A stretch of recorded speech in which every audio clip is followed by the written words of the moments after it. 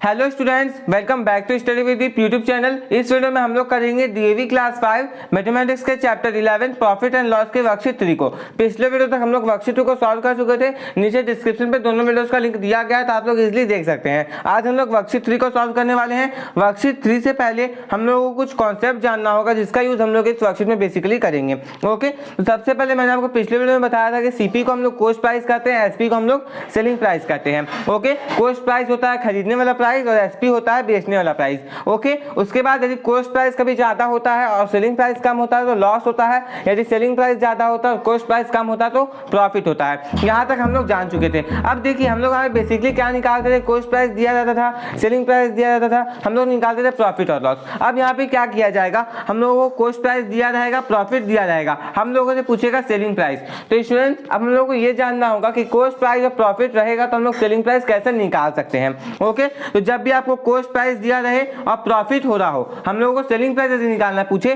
तो हम लोग कॉस्ट प्राइस और प्रॉफिट को सिंपली ऐड कर देंगे।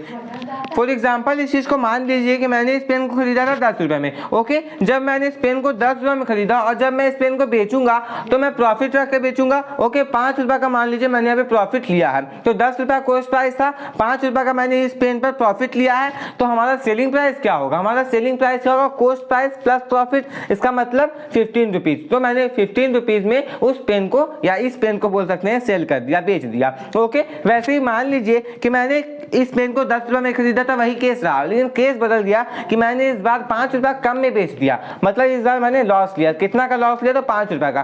तो इस बार हम लोग सेलिंग प्राइस कैसे निकालेंगे, तो सेलिंग प्राइस में कॉस्ट प्राइस में हम लोग लॉस को सब्ट्रैक्ट कर देंगे, तो हमारे पास क्या आ जाएगा, सेलिंग प्राइस। तो बस यही फॉर्मूला बन गया कि कॉस्ट प्राइस में प्रॉफिट को ऐड करने पे सेलिंग प्राइस, कॉस्ट प्राइस में लॉस को माइनस करने पे सेलिंग प्राइस। ये दो केस हम लोग यहाँ पे समझ चुके हैं। कि फिर से बता रहा हूँ, कॉस्ट प्राइस में प्रॉफिट को ऐड किया जाए तो सेलिंग प्राइस आता है, कॉस्ट प्राइस में लॉस को सब्ट्रैक्ट किया जाए तो भी सेलिंग प्राइस आ जाता है। ओके, तो बस हम लोग अब ये ध्यान रखना है कि कब प्रॉफिट हुआ है तो क्या निकालना है और यदि लॉस हुआ तो हम लोग सेलिंग प्राइस कैसे निकालते हैं। ओके, अब देखिए क्वेश्चन नंबर 1 में सबसे पहले क्या दिया गया, complete the following table by filling the column of selling price. हम लोगों को सेलिंग प्राइस निकालना है, सारे केसेस में हम लोगों को सेलिंग प्राइस निकालना है, कभी लॉस हुआ होगा कभी प्रॉफिट। तो पहला वाला केस दिया गया है कॉस्ट प्राइस ₹58 एंड प्रॉफिट 8। तो देखिए जब भी कॉस्ट प्राइस और प्रॉफिट दिया जाए तो हम लोग क्या करते हैं, सिंपली ऐड करके सेलिंग प्राइस को निकालते हैं। ओके, तो यहाँ पे कॉस्ट प्राइस कितना दिया गया है, ₹58। तो ₹58 में हम लोग क्या करेंगे, ₹8 को हम लोग यहाँ पे ऐड कर देंगे, तो हमारे पास कितना आ जाएगा, ₹66।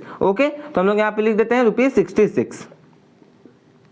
तो सेलिंग प्राइस कितना हो गया, ₹66। दूसरा केस क्या दिया गया है, कॉस्ट प्राइस ₹85। हम लोगों को यहाँ पे अब कॉस्ट प्राइस दिया गया है 85 और लॉस दिया गया है ₹11। तो जब भी ऐसा केस होता है, कॉस्ट प्राइस दिया हो और लॉस दिया हो, तो हम लोग क्या करते हैं, सेलिंग प्राइस निकालने के लिए हम लोग सिंपली कॉस्ट प्राइस में उस लॉस को सब्ट्रैक्ट कर देते हैं। ओके, तो हम लोग यहाँ पे भी सब्ट्रैक्ट करेंगे तो 85 में 11 जाएगा तो ₹74 हमारे पास आंसर आ जाएगा। तीसरा में कहा गया है कॉस्ट प्राइस आपको 480 दिया गया है और इसका प्रॉफिट दिया गया है, प्रॉफिट दिया गया है तो क्या करेंगे, हम लोग ऐड करेंगे सिंपली। ओके, तो कॉस्ट प्राइस है 480 एंड प्रॉफिट है ₹75 का, दोनों को ऐड करने पे हमारे पास कितना आ जाएगा, हमारे पास आ जाएगा ₹555 हमारे पास क्या आ जाएगा यहाँ पे सेलिंग प्राइस। कॉन्सेप्ट बहुत ईजी है, प्रॉफिट है तो कॉस्ट प्राइस में ऐड कर दो और यदि लॉस है तो कॉस्ट प्राइस में सब्ट्रैक्ट कर दो, तो हमारे पास क्या आ जाता है, सेलिंग प्राइस। अब फोर्थ केस में दिया गया है प्रॉफिट तो नहीं हुआ, लॉस हुआ है। ओके, और कॉस्ट प्राइस कितना, ₹1200 का, तो हम लोगों के यहाँ पे ₹1200 का कॉस्ट प्राइस था और लॉस में बेच दिया गया किसी सामान को मान लीजिए। ओके, तो जब भी लॉस होगा तो क्या करेंगे, हम लोग सब्ट्रैक्ट करेंगे, तो कॉस्ट प्राइस 1200, इसमें हम लोग क्या कर लेंगे, 195 को सब्ट्रैक्ट कर देंगे। ओके, सब्ट्रैक्ट करने पे कितना आ जाएगा, 1005 आ जाएगा, तो हम लोग यहाँ पे मेंशन कर देंगे ₹1005 is the selling price. Last case में दिया गया है कॉस्ट प्राइस 4250 और प्रॉफिट दिया गया है 300। तो जब भी प्रॉफिट है और कॉस्ट प्राइस है तो सेलिंग प्राइस निकालने के लिए हम लोग क्या करते हैं, सिंपली ऐड कर देते हैं। तो यहाँ पे ऐड करने पे हमारे पास आ जाएगा 4550। ओके, तो ये हमारे पास आ गया स्टूडेंट्स, क्वेश्चन नंबर 1 हमारा सॉल्व हो चुका है। Question number 2, solve the following में ए दिया गया है, ए shopkeeper purchase a sari for ₹375। एक शॉपकीपर, एक दुकानदार है जो कि एक साड़ी को खरीद रहा है ₹375 में and sold it at A gain of ₹90। देखिए आपको ₹90 का गेन रखते हुए उस साड़ी को बेच देता है, मतलब प्रॉफिट रखते हुए उस साड़ी को बेच देता है। तो आगे कहा गया find the selling price of the sari, हम लोगों को साड़ी का सेलिंग प्राइस फाइंड करना है। अब देखिए स्टूडेंट्स, पिछले क्वेश्चन तक भी हम लोग यही करते थे, बस वहाँ पे हम लोग डायरेक्ट क्वेश्चन क्वेश्चन दिया जाता था। अब यहाँ पर हम लोगों को स्टेटमेंट के तौर पे दिया गया है, तो जब क्वेश्चन एडवांस हुआ है तो हम लोग को अपना आंसर भी थोड़ा एडवांस करना होगा। इसका मतलब क्या हुआ, इसका मतलब हम लोगों को यहाँ पे स्टेटमेंट लिखना पड़ेगा। ओके, तो कैसे लिखेंगे स्टेटमेंट, हम लोग स्टेटमेंट लिखेंगे कॉस्ट प्राइस ऑफ साड़ी, उसके बाद प्रॉफिट ऑन साड़ी, उसके बाद सेलिंग प्राइस निकालेंगे। ओके, तो पहले मैं यहाँ पे स्टेटमेंट लिख देता हूँ। तो हम लोगों ने यहाँ पे लिख लिया cost price of sari, profit on sari and selling price of sari. तो कॉस्ट प्राइस ऑफ साड़ी कितना दिया गया, ₹375। ओके, प्रॉफिट ऑन साड़ी कितना है, ₹90। ओके, तो हम लोग सेलिंग प्राइस कैसे निकालते हैं, दोनों को ऐड करते हैं, लेकिन यहाँ पे हम लोग लिख देते हैं CP प्लस प्रॉफिट। ओके, इस चीज़ को आप लोग लिख दीजिएगा ताकि जो भी कॉपी चेक करे आपका उसे पता चल सके कि हाँ बच्चे को ज्ञान है। वैसे आप लोग यहाँ पे लिख दीजिए cost price of sari plus profit. Okay, तो क्या आ जाता है, सेलिंग प्राइस ऑफ साड़ी। तो कॉस्ट प्राइस कितना है, ₹375 एंड इसमें ₹90 को हम लोग क्या कर देंगे, ऐड कर देंगे। ओके, तो ये हमारे पास आ जाएगा 465। तो हम लोगों ने यहाँ पे नोट कर दिया ₹465 is the cost selling price of sari. यहाँ पे स्टेटमेंट लिख देते हैं, इस स्टेटमेंट को भी लिखना बहुत ज़्यादा जरूरी है। Hence the selling price of sari is ₹465। Selling price of sari, selling price of sari is ₹465। Okay, 465। Okay, हमारा ये क्वेश्चन सॉल्व हो चुका है। अब हम लोग क्वेश्चन नंबर बी देखते हैं।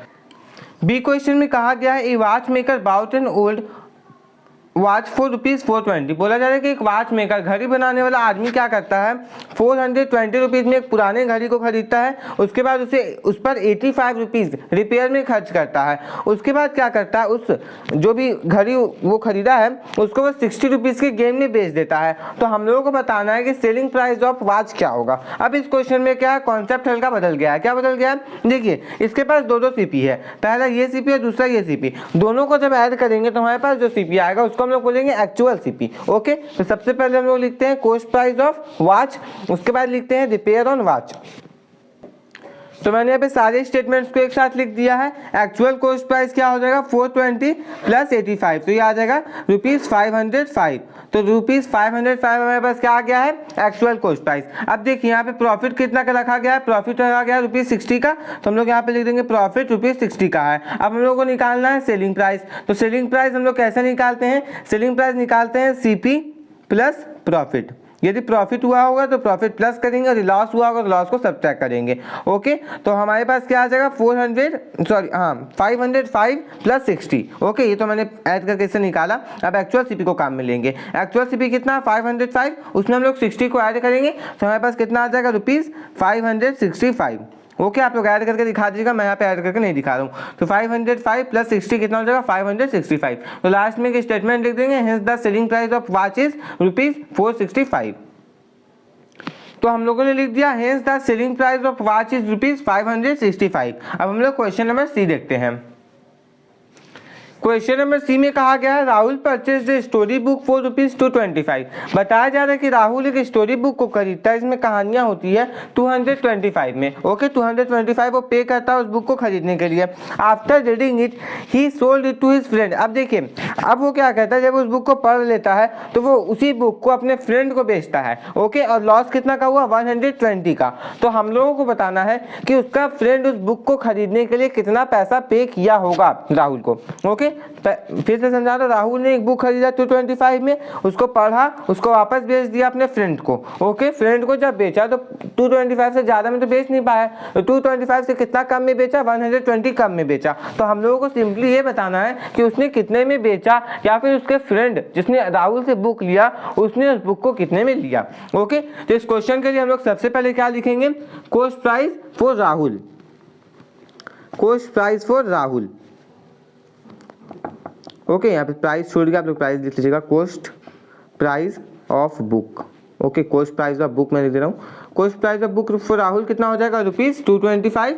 Okay, loss. अब राहुल को लॉस कितना का हुआ, तो यहाँ पे लिख देते हैं ₹120।